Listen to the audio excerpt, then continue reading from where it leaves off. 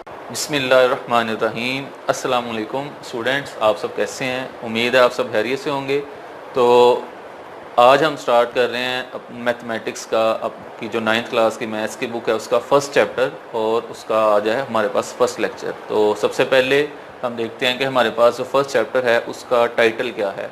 तो unit number 1 अब आपके पास जो आपकी मैथ्स की बुक है उसका टाइटल है मैट्रिसेस एंड डिटर्मिनेंट्स। इस चैप्टर के अंदर हम पढ़ेंगे कि मैट्रिक्स क्या होते हैं, उनको हम किस तरह से लिखते हैं, उनके रिलेटेड क्वेश्चंस को किस तरह से सॉल्व करते हैं, और इसके अंदर बाद हम पढ़ेंगे कि डिटर्मिनेंट्स क्या होते हैं। डिटर्मिनेंट्स को भी हम ब्रीफली डिस्कस करेंगे। तो सबसे पहला आज हमारे पास जो फर्स्ट लेक्चर है वो है इंट्रोडक्टरी लेक्चर। किसके बारे में? मैट्रिक्स के बारे में। हम इस लेक्चर के अंदर मैट्रिक्स की डेफिनेशन को पढ़ेंगे और उसकी एग्जाम्पल्स को देखेंगे, और उसके बाद मैट्रिक्स की डिफरेंट टाइप्स को डिस्कस करेंगे। तो सबसे पहले हम इसका थोड़ा सा एक हिस्टोरिकल बैकग्राउंड और इंट्रोडक्शन देख लेते हैं कि मैट्रिक्स का इंट्रोडक्शन क्या है। तो मैट्रिक्स के इंट्रोडक्शन में अगर हम देखें तो first idea was given by an English mathematician Arthur कैले इन 1858। एक इंग्लिश मैथमेटिशियन था आर्थर कैले, उसने सबसे पहले मैट्रिक्स थ्योरी को प्रेजेंट किया और इसका आइडिया दिया, और उसने कहा कि जो मैट्रिसेस हैं ये हमारे पास numerical sciences like physics, engineering, economics और डिफरेंट स्टैटिस्टिक्स, डिफरेंट साइंसेज के अंदर मैट्रिक्स थ्योरी को हम यूज़ कर सकते हैं, और इसको हम यूज़ करके अपने बहुत से प्रॉब्लम्स को सॉल्व कर सकते हैं।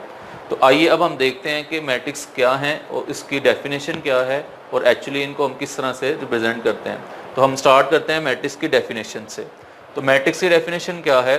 अ रेक्टेंगुलर अरे और formation of a collection of real numbers. ये एक रेक्टेंगुलर अरे है। अरे का मतलब है अरेंजमेंट। यहाँ पे हम अरे से जो मीनिंग ले रहे हैं डेट इज अरेंजमेंट। अरेंजमेंट का मतलब है कि तरतीब। तरतीब किस तरह की है कि हम उसको रेक्टेंगुलर तरतीब के अंदर जो है वो हम अरेंज करेंगे। किन को करेंगे? रियल नंबर्स को, कलेक्शन को of real number. Real numbers का मतलब है 0, 1, 2, 3 एट्सेट्रा। कोई भी नंबर्स आप रियल नंबर्स जो हैं वो कोई भी काउंटिंग नंबर्स या होल नंबर, जिनको भी आप रियल नंबर्स जो आपके पास डेली यूज़ में होते हैं, उन नंबर्स को हम क्या करते हैं? अरेंज करते हैं। किस तरह अरेंज करते हैं? रेक्टेंगुलर फॉर्म के अंदर, ठीक है। और इसके बाद क्या करते हैं? And then enclose by brackets, और उनको फिर हम अरेंज करने के बाद ब्रैकेट्स में इनक्लोज कर देते हैं। देन वो जो हमारे पास फॉर्मेशन बनती है वो सारी फॉर्मेशन क्या कहलाती है? Is said to form a matrix. वो हमारे पास एक मैट्रिक्स बनता है। आइए अब हम इसके एग्जाम्पल देखते हैं। या सबसे पहले मैंने यहाँ पे एक एग्जांपल लिखी है। अब मैट्रिक्स को हम आमतौर पे अल्फ़ाबेट्स के नाम से यूज़ करते हैं, मतलब ए बी सी डी, इनके नाम जो है वो अल्फ़ाबेट से रखते हैं, और इसके अंदर जो हम नंबर्स को अरेंज करते हैं इनको हम कहते हैं एलिमेंट्स ऑफ अ मैट्रिक्स और एंट्रीज ऑफ अ मैट्रिक्स, ठीक है। तो सबसे पहले आप देखें कि हमारे पास जो मैट्रिक्स ए है उसके अंदर आप देखें 1 3 4 7 2 0, ये हमारे पास रियल नंबर्स हैं, और इनको हमने ब्रैकेट्स के अंदर इनक्लोज किया हुआ है। और ये जो ब्रैकेट्स हैं इनको हमको बोलते हैं स्क्वायर ब्रैकेट्स या क्लोज ब्रैकेट्स, ठीक है। तो ये हमारे पास एक मैट्रिक्स है, ठीक है। अब मैट्रिक्स को अब देखें, ये जो अरेंजमेंट है ये रेक्टेंगुलर अरेंजमेंट है। रेक्टेंगुलर अरेंजमेंट का मतलब है कि इन नंबर्स को हमने एक रेक्टेंगुलर शेप के अंदर अरेंज किया। अब रेक्टेंगुलर शेप से मतलब ये है कि जैसे आपके पास कोई भी रेक्टेंगल है, रेक्टेंगल का मतलब है any close four sided figure, यानी कोई भी ऐसी फिगर जिसकी 4 साइडें हों उसको हम रेक्टेंगल बोलते हैं। अब देखें ये एक रेक्टेंगल है। अब इस रेक्टेंगल के अंदर अगर आप नंबर्स अरेंज कर दें, लेट्स सपोज 1 3 4 7 2 0, अब ये जो अरेंजमेंट है ये रेक्टेंगुलर अरेंजमेंट है। लेकिन अब ये मैट्रिक्स कब बनेगा? जब हम इस अरेंजमेंट को इस फॉर्म में लिखेंगे, मतलब इसकी ब्रैकेट्स, इसको हम ब्रैकेट्स के अंदर इनक्लोज करेंगे। तो जब इसकी ब्रैकेट्स इनक्लोज करेंगे तो लाइक डैट ये कुछ इस तरह का बन जाएगा, ठीक है जी। तो ये आपके पास एक मैट्रिक्स की फॉर्मेशन कंप्लीट हो जाएगी। क्लियर है बच्चों? अगर आप इसकी किसी भी पॉइंट की समझ नहीं आएगी तो आप कमेंट्स में जाके लिख सकते हैं अपने प्रॉब्लम, तो आपको वहां से इसका सोल्यूशन बता दिया जाएगा। क्लियर है? जैसे मैंने एक और एग्जांपल लिखी है। एक आपके पास मैट्रिक्स बी है 0 1 एंड 3 और 4। उसके बाद एक इंपॉर्टेंट हमारे पास चीज आती है मैट्रिक्स के अंदर, rows and columns of a matrix. Rows क्या चीज है? रोज हैं in the matrix the entries presented in the horizontal way are called rose.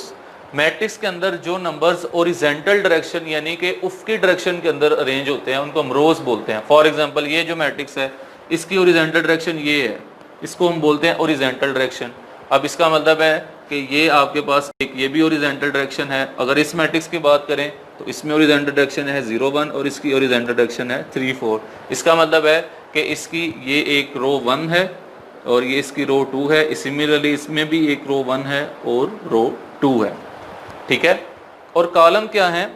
In the entries presented in the vertical way are called column. अब vertical way का मतलब है जो उम्मूदी सिमत के अंदर हमारे पास जो नंबर रेंज है वो वर्टिकल डायरेक्शन है। फॉर एग्जांपल अगर हम इस मैट्रिक्स में देखें तो ये 1 और 7 ये एक वर्टिकल अरेंजमेंट है, 3 2 ये भी वर्टिकल है, 4 0 ये भी वर्टिकल है। इसका मतलब है ये हमारे पास क्या है?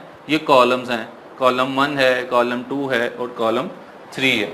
सिमिलरली इस मैट्रिक्स में देखें तो 0 3 एंड 1 और 4 ये हमारे पास कॉलम 1 और ये कॉलम 2। इस तरह से हम किसी भी मैट्रिक्स के अंदर रोज और कॉलम्स को काउंट कर सकते हैं, देख सकते हैं, क्योंकि ये हमारे पास जो मैट्रिक्स हैं ये सारे के सारे रेक्टेंगुलर अरेंजमेंट के अंदर होते हैं। तो जब हम रेक्टेंगुलर अरेंजमेंट की बात करते हैं उसमें डेफिनेटली कुछ एलिमेंट्स रोज में प्रेजेंट होते हैं और कुछ एलिमेंट्स जो हैं वो कॉलम्स के अंदर प्रेजेंट होते हैं, ठीक है जी। तो ये हमारे पास हो गए रोज और कॉलम जी। अब हमारे पास एक डेफिनेशन है ऑर्डर ऑफ अ मैट्रिक्स। किसी मैट्रिक्स का ऑर्डर क्या होता है? तो ऑर्डर बेसिकली, ऑर्डर को समझने से पहले हम एक छोटी सी एक चीज़ मैं आपको समझा दूं कि ऑर्डर ऑफ मैट्रिक्स का मतलब है कि किसी मैट्रिक्स का कितना साइज़ है, वो मैट्रिक्स कितना बड़ा है या कोई मैट्रिक्स कितना छोटा है, ये बताता है हमें उसका ऑर्डर। तो अब हम ऑर्डर से जब हमें पता है कि ऑर्डर का मतलब है साइज़, तो इसका मतलब है कि हम ये देखेंगे कि किसी भी मैट्रिक्स के अंदर उसमें कितनी रोज़ और कितने कॉलम्स हैं, तब हमें पता चलेगा कि उस मैट्रिक्स का साइज़ कितना है। अगर हम इसकी डेफिनेशन को देखें तो डेफिनेशन ये कहती है the number of rose and columns in a matrix specifies it's order. किसी भी मैट्रिक्स के अंदर जो नंबर ऑफ रोज और नंबर ऑफ कॉलम्स होते हैं वो उसके ऑर्डर को स्पेसिफाई करते हैं। For example a matrix, if a matrix A, आपके पास अगर कोई मैट्रिक्स ए है उसके अंदर हैज़ एम रोज, कोई एम रोज हैं, एम मतलब कोई नंबर ऑफ रोज हैं, 2 हो सकती हैं, 3 हो सकती हैं, 4 हो सकती हैं, एंड n कॉलम्स, और उसमें n कॉलम्स हैं, 1 है, 2 कॉलम है, 3 कॉलम है, जितने भी n की वैल्यू कुछ भी हो सकती है, तो फिर then a is said to be of order m by n, कि a का जो ऑर्डर है वो m बाय n है, यानी उसके अंदर m रोज हैं और n कॉलम्स हैं। अगर हम इसकी एग्जांपल देखें तो एग्जांपल में आपके पास मैंने यहाँ पे 2 मैट्रिक्स लिखे हैं, तो हमने अब इसका अगर इसका ऑर्डर फाइंड करना है, इसका ऑर्डर अगर कैलकुलेट करना है, तो हम देखते हैं कि इसके अंदर कितनी रोज हैं और कितने कॉलम्स हैं। तो अगर हम देखें तो हमने रोज और कॉलम्स की डेफिनेशन पढ़ी है कि रोज क्या होते हैं कि जो ओरिजेंटल लाइन के अंदर अरेंजमेंट है वो रोज हैं और जो वर्टिकल प्रेजेंटेड एंट्रीज हैं वो कॉलम्स हैं। तो अगर हम देखें तो इसमें जो हमारे पास ओरिजेंटल रोज, ओरिजेंटल प्रेजेंटेड एंट्रीज हैं वो एक हमारे पास ये है और एक हमारे पास ये है। इसका मतलब है इसमें R1 और R2 2 रोज हैं। और अगर हम वर्टिकल को देखें तो वर्टिकल के अंदर एक ये है, एक ये है और एक ये। इसका मतलब है कॉलम 1, कॉलम 2 और कॉलम 3। इसका मतलब है कि इस मैट्रिक्स के अंदर 2 रोज हैं और 3 कॉलम्स हैं, तो इसका ऑर्डर कितना होगा? 2/3। इसका मैट्रिक्स का ऑर्डर हमारे पास क्या होगा? 2/3। यहाँ इसको हम लिख सकते हैं 2 क्रॉस 3। ये भी एक ऑर्डर लिखने का मेथड है, यानी हम इसको m क्रॉस n भी लिख सकते हैं। इसका मतलब ये नहीं कि हम m को n से मल्टीप्लाई कर रहे हैं, जस्ट हम इसके साइज को मेंशन कर रहे हैं कि इसका साइज m बाई n है या m क्रॉस n है। इसी तरह आपके पास एक और मैट्रिक्स एग्जाम्पल मैंने यहाँ पे लिखी है, मैट्रिक्स P है, तो इसका ऑर्डर हमने फाइंड करना है। तो अब इसके ऑर्डर में देखें कि इसमें एक ही हमारे पास ओरिजेंटल डायरेक्शन है। इसका मतलब है कि एक ही इसमें R1 है, यानी इसमें रो की सिर्फ 1 वैल्यू है, रो इसमें ओनली 1 है।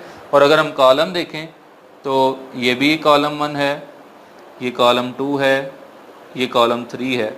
इसका मतलब है कि इस मैट्रिक्स का ऑर्डर हमारे पास क्या होगा? 1/3 और 1/3, 1 क्रॉस 3 या 1/3।